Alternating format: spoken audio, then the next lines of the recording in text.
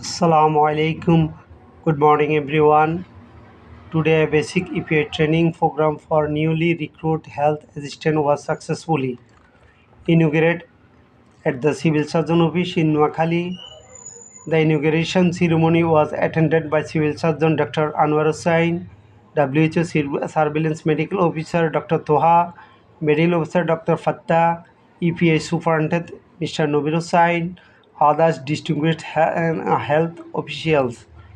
Their presence highlighted the importance of a strength routine immunization service and protecting child from the vaccine preventable disease.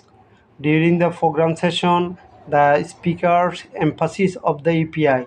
They encourage the newly recruited health assistants to work with dedication, professionalism, and commitment to ensure that every eligible child receive life-saving vaccine.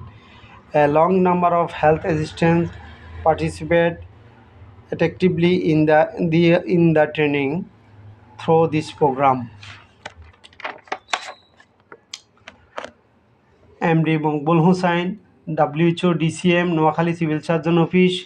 Thanks for watching and listen carefully.